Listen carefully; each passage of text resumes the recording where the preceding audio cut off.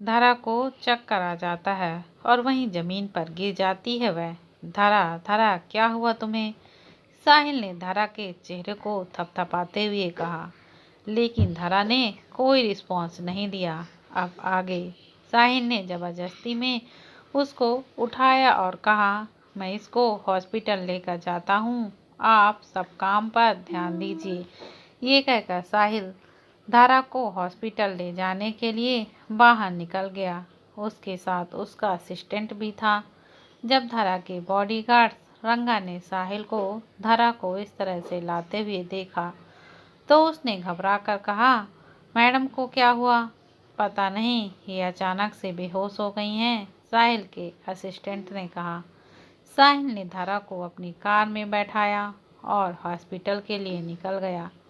रंगा ने भी तुरंत अच को इस बारे में खबर कर दी और खुद भी हॉस्पिटल के लिए निकल गया। ये सुनते ही अच का चेहरा डार्क हो गया। उसके एक्सप्रेशनलेस चेहरे पर आज एक टेंशन की लकीर दिखाई दे रही थी। वो तुरंत अपने केबिन से बाहर निकल गया।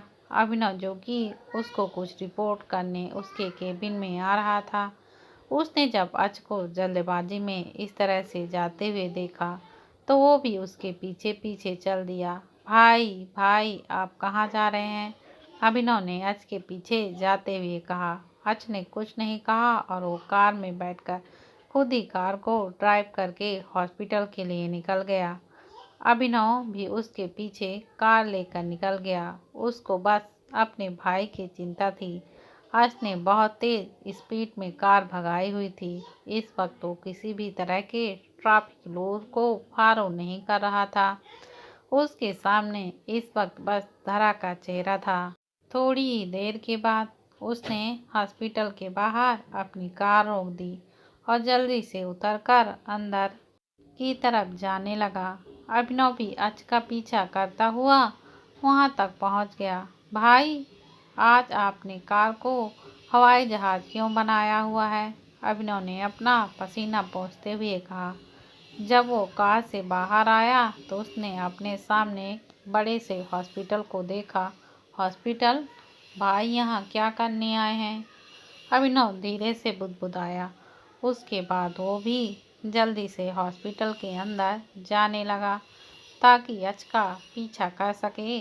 अच के पैर रुक ही नहीं रहे थे। अभिनव को तो अब अच दिखाई ही नहीं दे रहा था। ये भाई अब कहाँ गायब हो गया? अभिनव ने अपना सर खुजलाते हुए कहा।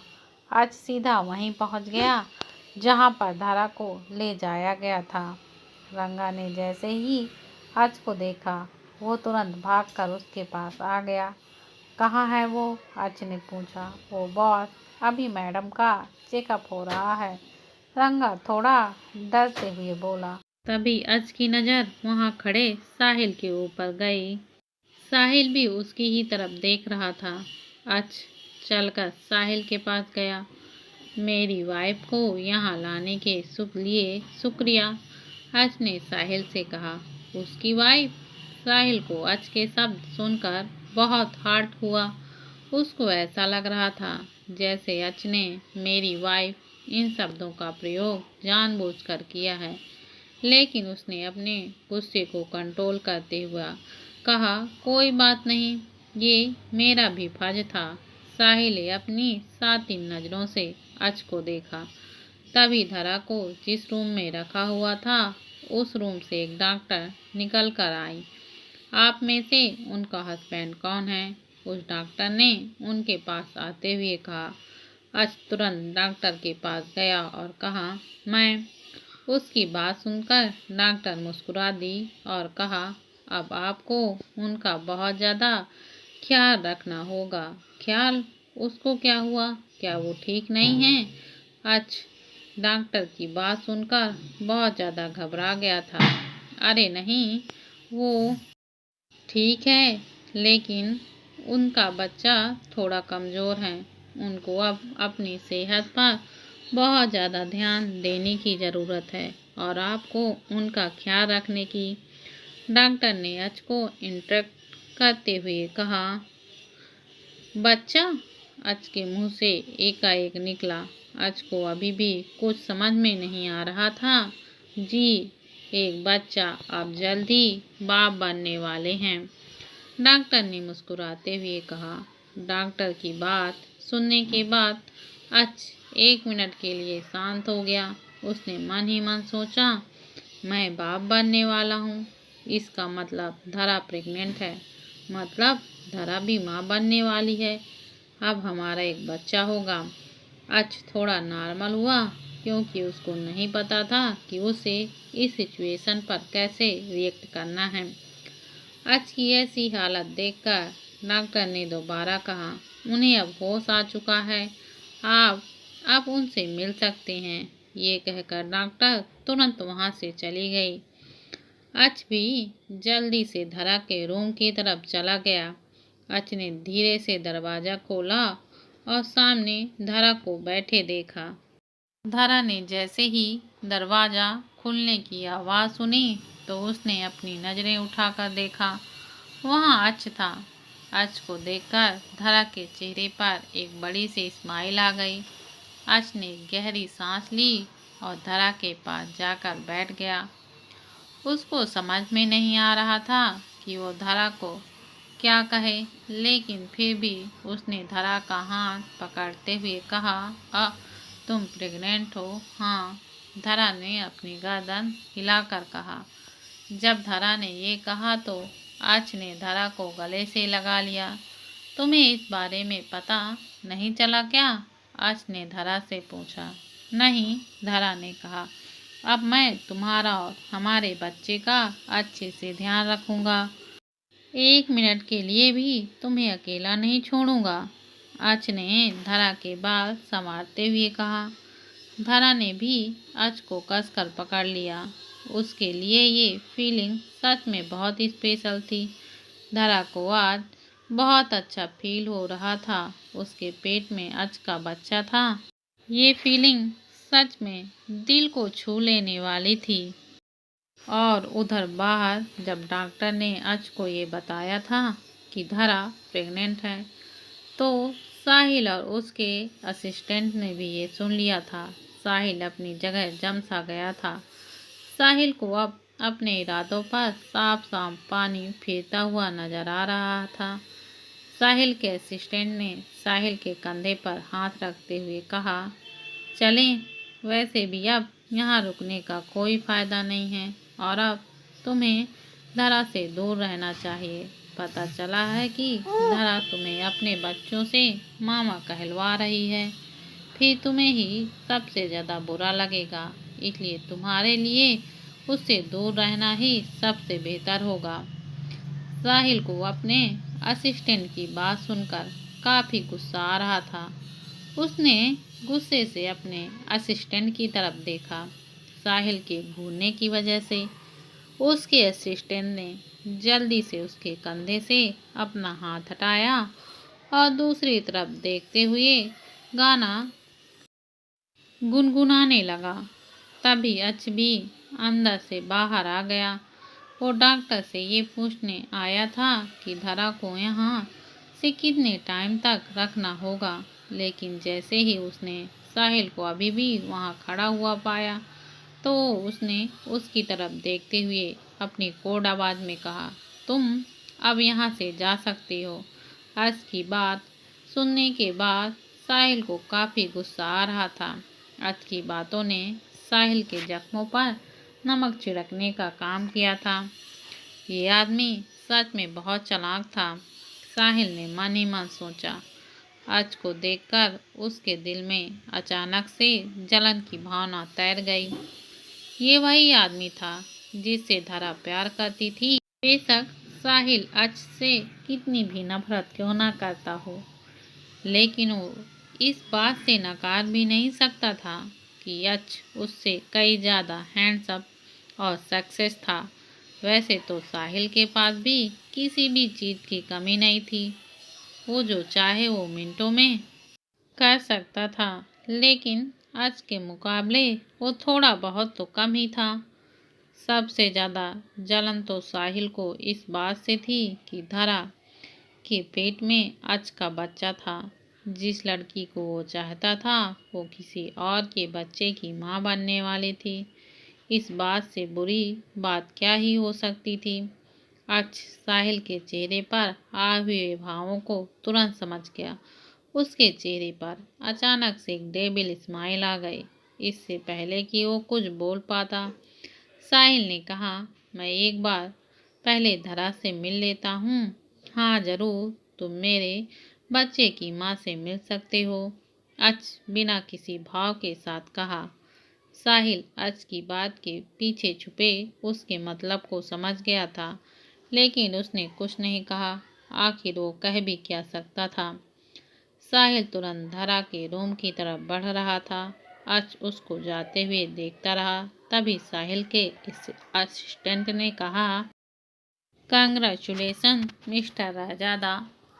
ने एक नज़र साहिल के असिस्टेंट की तरफ देखा और अपनी गर्दन हिला दी।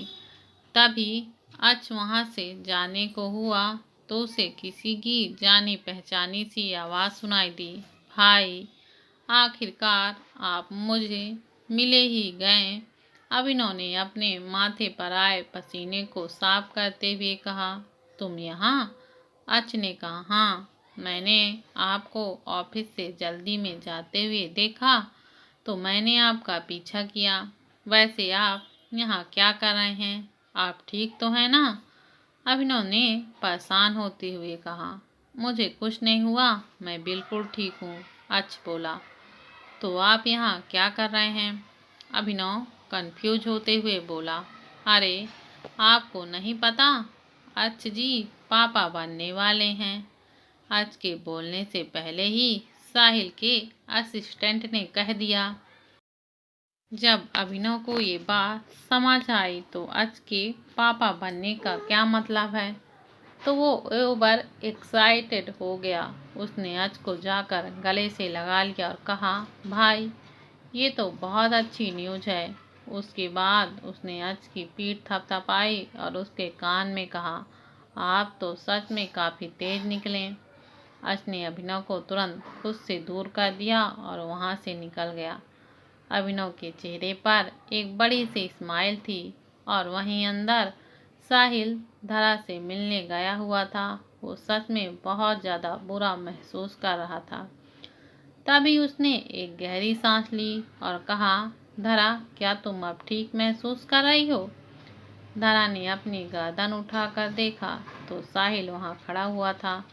साहिल मुस्कुरा दी और कहा, ओह, तुम हो, अंदर आओ। साहिल जाकर धरा की बगल वाली चेयर पर बैठ गया। उसने कहा, ठीक हुआ तुम मूवी खत्म होने के बाद में प्रेग्नेंट हुई हो, वरना तो हमारी मूवी को काफ़ी बड़ा लॉस झेलना पड़ता। साहिल की बात सुनकर धरा मुस्कुरा दी। थैंक यू मेरी हेल्प करने के लिए।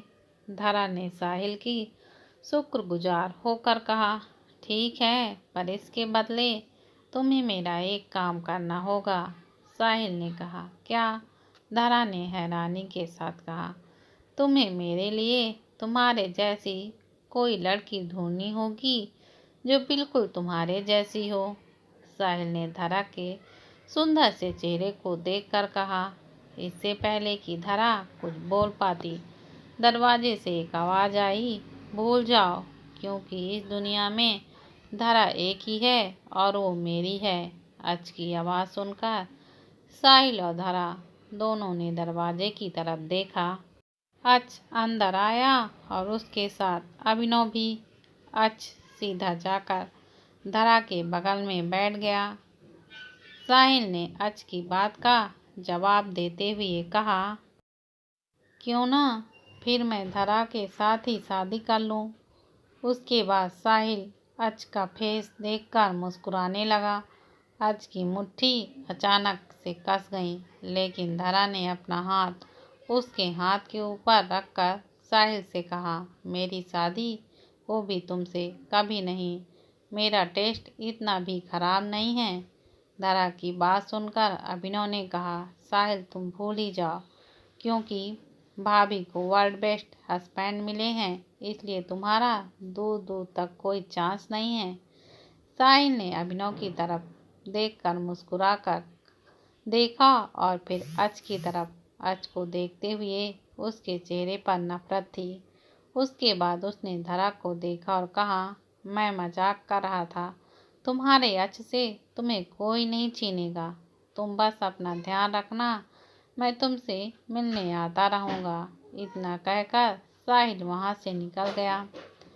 भाभी, बहुत बहुत बधाई हमारी नन्ही सी परी को इस दुनिया में लाने के लिए। अभिनव ने धरा के पास बैठते हुए कहा। नन्ही परी? अच्छा, धरा के मुंह से हैरानी के साथ निकला। हाँ, क्योंकि मैं चाहता हूँ कि आपको एक नन्ही सी बेटी हो, अभिनव ने कहा। अच्छा, धरा दोनों एक दूसरे को देखने लगे। फिर उन दोनों ने एक साथ अभिनव की तरफ देखा। ओके, मैं बताता हूँ। पहले आप दोनों मुझे इस तरह से देखना बंद कर दीजिए। उसके बाद अभिनव ने अपनी बात आगे बढ़ाते हुए कहा, अगर मेरी क्यूटी सी भतीजी होगी तो वो प्यारी प्यारी बातें करेगी और मैं उसको हर रोज शॉपिंग पर ले जाऊंगा। वो प्यार से मुझे चाचू बोलेगी, कितना अच्छा लगेगा।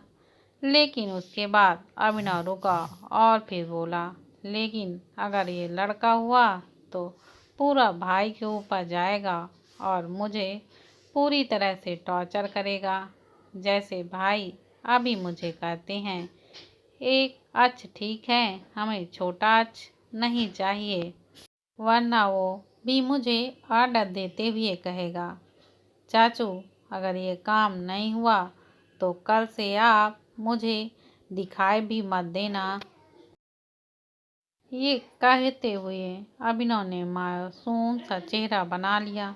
उसकी बातें सुनकर धरा को हंसी आ गई और वो मुंह दबाकर हंसने लगी। और वहीं अच का चेहरा एकदम से कठोर हो गया। तुम यहाँ से अभी के अभी निकलो, अच ने अभिनव को वार्न करते हुए कहा। अभिनव चिढ़ गया और उसने बाहर जाते हुए कहा, तभी तो मैं कहता हूँ कि अपना ये एटीट्यूड बदलो। अब तो आप बाप बनने वाले हो। मेरी प्यारी सी भतीजी को आप डरा दोगे, समझे। ये कहते हुए अभिनव बाहर निकल गया। अर्च ने बंद दरवाजे की तरफ देखा और फिर धरा की तरफ मुड़ते हुए कहा, क्या मैं सच में डरावना लगता हूँ। धरा ने अपने मुंह पर हाथ रखते हुए कहा, हाँ थोड़े से। तुम। अर्च ने धरा की कमर पकड़कर उसे खुद के करीब खींच लिया और उसके लिप्स को खुद के लिप्स से ब्लॉक कर दिया। उसके बाद वो अपने हाथ से उसकी बॉडी को छूने लगा। वो आगे भी बहुत कुछ करना चाहता था, लेकिन अब उसे खुद को कंट्रोल करना होगा। ना चाहते हुए भी उसने धरा को छोड़ दिया और कहा, अभी तुम्हारे कुछ टेस्ट होंगे, फिर हम घर चल सकते हैं। धरा को आज अच की हालत देखकर काफ़ी मज़ा आ रहा था। तभी रूम का डोर फिर से खुला। धारा और अच दोनों ने एक साथ दरवाजे की तरफ देखा। दोनों हैरान थे क्योंकि वहाँ अच की पूरी फैमिली थी। अच के दादा और दादी और उसकी माँ। अच की दादी चलकर धरा के पास आई और प्यार से उसको देखने लगी। उन्होंने धरा के सिर पर हाथ फेरते हुए कहा, तुमने तो सच में हमें हमारी जिंदगी की सबसे बड़ी खुशी दी है। ठीक है, अब बहू को ज़्यादा परेशान मत करो, इसको आराम करने दो। अच के दादाजी बोले। गीता जी उनके पीछे खड़ी थी। उन्होंने कुछ नहीं कहा। बेशक वो धरा से नफरत करती थी, लेकिन वो धरा के प्रेग्नेंट होने की न्यूज़ सुनकर काफ़ी खुश थी। अच की दादी ने धरा से बहुत सी बातें की और उसको बताया कि कैसे उसे खुद का और बच्चे दोनों का ध्यान रखना है। अभिनव भी रूम में आ गया। आते ही उसने कहा, अरे आप लोग तो इतनी जल्दी पहुंच गए। इतनी खुशी की बात थी, हमें तो आना ही था। ये कहकर अच की दादी ने गुस्से से अच की तरफ देखा और कहा, और अच तुमने हमें ये बात बताना ठीक नहीं समझा। अच ने एक नज़र अभिनव की तरफ देखा, जो अभी भी वहाँ खड़े होकर मुस्कुरा रहा था। उसके बाद उसने अपनी दादी की ओर मुड़ते हुए कहा, मैं बस आप सबको बताने ही वाला था। अच्छा ठीक है। उसके बाद दादी दारा की और मुड़ी और कहा, तुम्हें अब अपना अच्छे से ध्यान रखना होगा। किसी भी तरह की लापरवाही सही नहीं है। वो सब बहुत खुश थे। आखिर उनकी ज़िंदगी में इतनी बड़ी खुशियाँ जो आने वाली थी। उसके बाद डॉक्टर ने आकर धारा के कुछ टेस्ट किए। हॉस्पिटल का काम करते करते रात हो चुकी थी। लगभग रात को 9 बजे धारा और रच घर पहुँचे। नाइट स्टैंड बार में राज बैठकर शराब पी रहा था। तभी उसकी नज़र एक लड़के पर पड़ी जो अपने साइड में चाकू छुपाकर उसकी ओर आ रहा था। राज की नज़रें बहुत तेज थीं। जैसे ही वो आदमी राज के पेट पर चाकू घुसाता, राज ने उसके वो हाथों को पकड़कर मोड़ दिया। उस आदमी के शरीर की कुछ हड्डियां टूटने की आवाज़ आई और वहीं धड़ाम से ज़मीन पर गिर गया। तभी और भी बहुत सारे आदमी राज की ओर बढ़ने लगे। राज उन सब आदमियों से अकेला नहीं लड़ सकता था। वो अभी नशे की हालत में था, इसलिए उसने वहां से भागने में भी अपनी भलाई समझी। वो सब गुंडे भी राज के पीछे भागने लगे। राज ने पीछे मुड़कर देखा तो 10 से 15 गुंडे उसके पीछे ही भाग रहे थे। अचानक से राज भागते भागते लेडी टॉयलेट के पास पहुंच गया। उसने न आर देखा और न पार। वो सीधा जाकर उसके अंदर घुस गया। वहां जाते ही उसने अपनी शर्ट और कोट उतारकर डस्टबिन में फेंक दिया। जैसे ही उसको उस आदमियों के कदमों की आवाज़ नजदीक आते हुए सुनाई दी, तभी एक लड़की वॉशरूम से निकल कर आई। राज ने उस लड़की का हाथ पकड़कर उसको कमर के से उठाकर सिंक के पास बैठा दिया और उसके लिप्स को अपने लिप्स से जोड़ लिया। वो लड़की हैरान थी। ये इतनी जल्दी हुआ कि उस लड़की को रिएक्ट करने का मौका ही नहीं मिला। वो लड़की चाहकर भी अपने आप को छुड़ा ही नहीं पा रही थी। दरवाज़ा खोलकर कुछ लोग अंदर आए। राज की पीठ उनकी तरफ होने की वजह से वो उसको पहचान नहीं पाए। ऊपर से वो शर्टलेस भी था। क्या लोग हैं, कहीं भी शुरू हो जाते हैं, एक आदमी ने कहा। और उसके बाद उसने सब टॉयलेट चेक किए, लेकिन उन्हें वहाँ कोई नहीं मिला। वो यहाँ नहीं है, चलो यहाँ से। इतना कहकर वो सब आदमी वहाँ से निकल गए।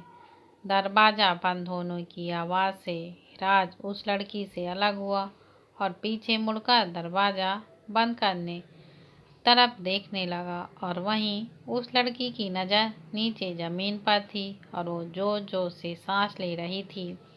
उस लड़की ने धीरे धीरे करके अपनी नज़रें ऊपर उठाई। जब उस लड़की की नज़र राज के एप्स पर गई तो उसने मन ही मन कहा, वाह क्या बॉडी बनाई है। तभी राज भी उसकी तरफ पलटा और उन दोनों की नज़रें आपस पर टकराई। उन दोनों ने शॉक्ड होकर एक साथ कहा, तुम। राज का चेहरा जो अभी अभी रिलैक्स हुआ था, उस लड़की को देखकर एकदम गुस्से से भर गया। वो लड़की और कोई नहीं बल्कि मनु थी। मनु ने भी अभी ही राज का चेहरा देखा था। राज जल्दी से सिंक के पास गया और उसने मुंह पर पानी फेरते हुए कहा, छी, किसे किस कर लिया। लगता है आज का तो दिन ही खराब है। मनु को राज की बात साफ साफ सुनाई दे रही थी। उसकी बात सुनकर मनु गुस्से से भर गई। एक तो राज ने उसको जबरदस्ती किस किया और वो भी उसकी मर्जी के खिलाफ, और ऊपर से वो उसकी बेइज्जती भी कर रहा है। मनु अपनी जगह से उतरकर सीधी खड़ी हो गई। वो धीरे से चलकर राज के पास गई। मनु आज काफ़ी सुंदर लग रही थी। उसने आज एक वाइट कलर की शॉर्ट ड्रेस पहनी हुई थी। राज ने मनु को अपने सामने खड़े हुए देखा तो बोला, क्या है। मनु ने कुछ नहीं कहा। वो अपने पैरों के बल ऊपर उठी और उसने राज की गर्दन के चारों तरफ अपना एक हाथ लपेटा और अपना दूसरा हाथ उसके चेहरे पर रखा और उसके हाई लिप्स पर अपने सॉफ्ट लिप्स रख दिए।